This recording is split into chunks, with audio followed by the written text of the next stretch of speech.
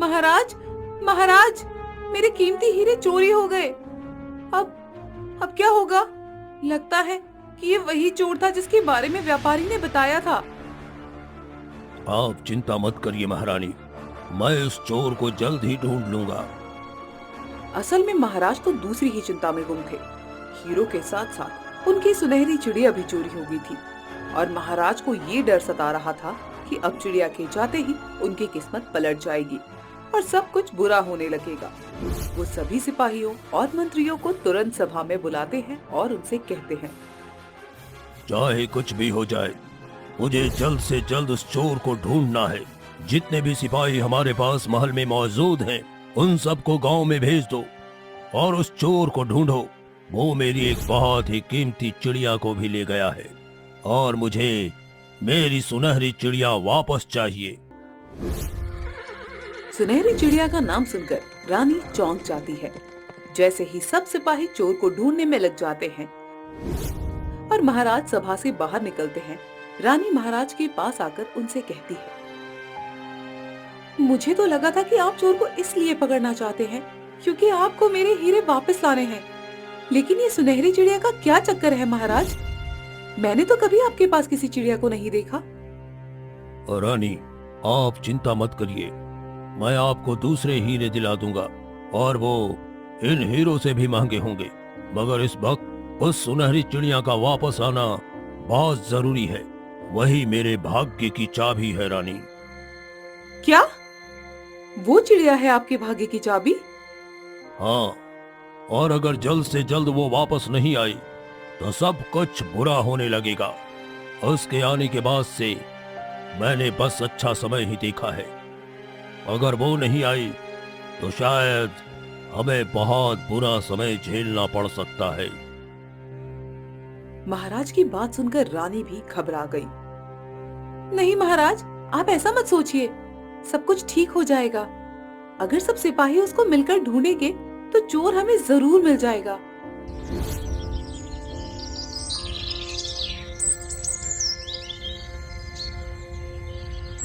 उधर चोर जंगल में बड़े आराम से टहल रहा था और सुनहरी चिड़िया को भी बड़े ध्यान से देख रहा था। अरे आखिर ऐसा क्या है तुम्हारे अंदर जो महाराज ने तुम्हें छिपा कर रखा हुआ था? मुझे तो ऐसा कुछ भी खास नहीं नजर आता। खैर, तुम्हारी तो अच्छी कीमत मिलेगी मुझे, और अगर तुम्हारी नहीं भी मिली तो कोई बात नहीं, तुम्हारे इस सोने की पिंजरे को ही मैं बेच दूंगा। चोर सुनहरी चिड़िया से बातें करते हुए जा ही रहा था कि अचानक से उसके पैर में ठोकर लग जाती है और वो जमीन पर गिर पड़ता है। उसके हाथ से पिंजरा भी छूट जाता है और खुल जाता है। सुनहरी चिड़िया अब आजाद हो चुकी थी और वो जल्दी से उड़कर दूर चली जाती है। चोर उसे देखता रह जाता है।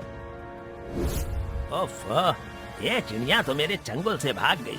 अरे मगर कोई बात नहीं, इनका ये सुनहरा पिंजरा है ना, इसे बेचने पर भी मुझे बड़ा फायदा होगा। वैसे भी इस चिड़िया से मुझे क्या ही मिलता।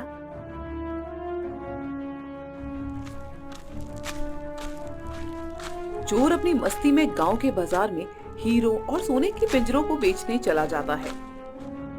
उधर सुनहरी चिड़िया उड़ते हुए एक किसान के खेत में पहुंच जाती है। किसान का नाम बिरजू था और वो अपने छोटे से खेत में बड़ी मेहनत करता था। चिड़िया खेत के पास लगे एक पेड़ पर बैठ जाती है। बिरजू भी अक्सर उसी पेड़ के नीचे बैठकर खाना खाता था। आज जब वो खेत में काम करके खाना खाने आता है तो उसकी नजर चिड़िया पर पड़ती है। अरे वाह, कितनी सुंदर चिड़िया है ये, इसे भी कुछ खिला देता हूँ, बड़ी भूखी लगती है। बिरजू अपनी 2 सूखी रोटी में से एक रोटी के छोटे छोटे टुकड़े करके चिड़िया के सामने डाल देता है और उसे बुलाने लगता है। आओ आओ प्यारी चिड़िया, आकर कुछ खा लो।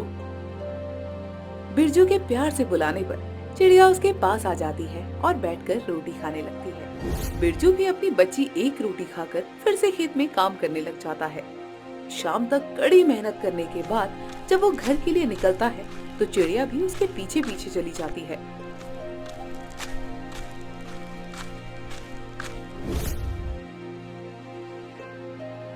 अरे सुमन, कहाँ हो? देखो मैं आ गया।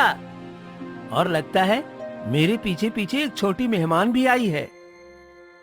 बिरजू जान गया था कि सुनहरी चिड़िया उसका पीछा करते करते घर तक आ गई थी और घर की दहलीज पर ही बैठी हुई थी।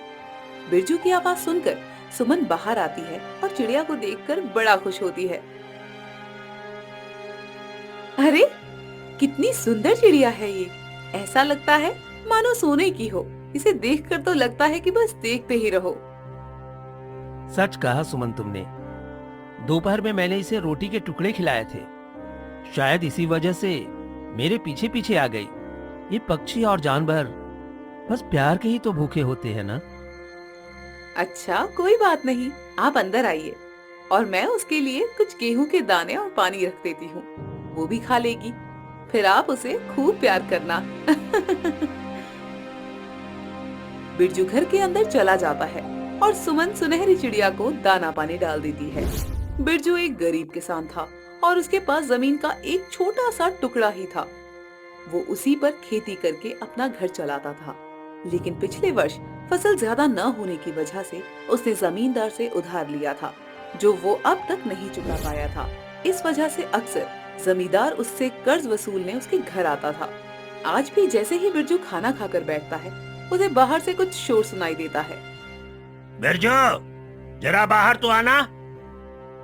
सुमन, लगता है जमींदार अपना कर्ज लेने के लिए फिर से आ गया है। पिछले हफ्ते फसल बेचकर जो भी फायदा हुआ है, हमें वो जमींदार को देना पड़ेगा। क्या? मगर फिर हम घर कैसे चलाएंगे? ऐसे में तो हमें बहुत दिक्कत होगी ना जी। पता नहीं, जो होगा देखा जाएगा। लेकिन अभी वो पैसे निकाल लो और बाहर चलो। अभी तो यही आखिरी रास्ता है, वरना ये जमींदार शोर मचा मचा कर हमारे कान खराब कर देगा।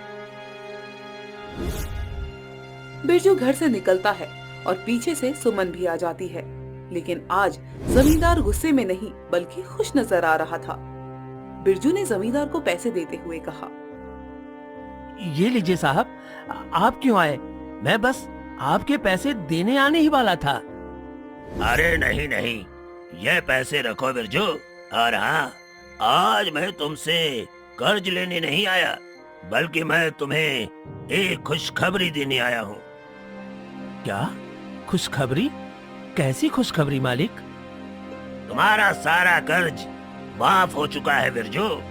अब मैं तुमसे एक भी पैसा और नहीं लूंगा।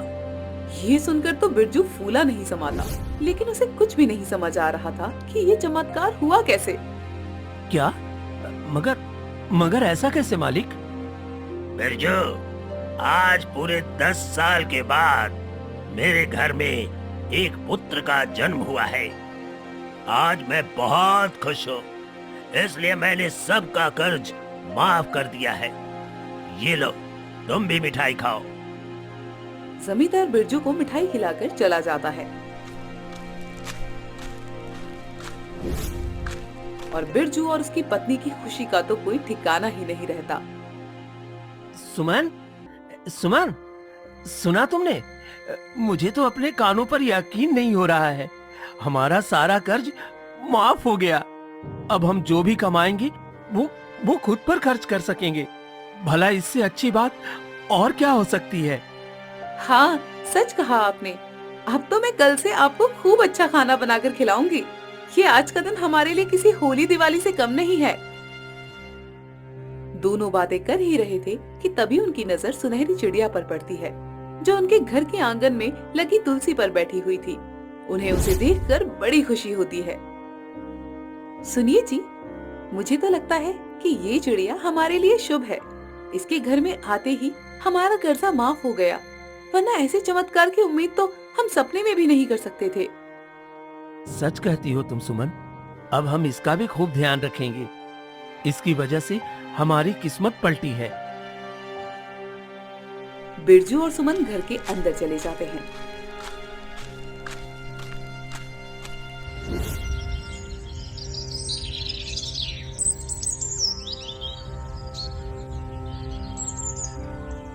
अगले दिन सुबह सुबह नहा धोकर सुमन सुनहरी चिड़िया के लिए आंगन में गेहूं के दाने डाल देती है और उसके लिए एक बर्तन में पानी भी रख देती है।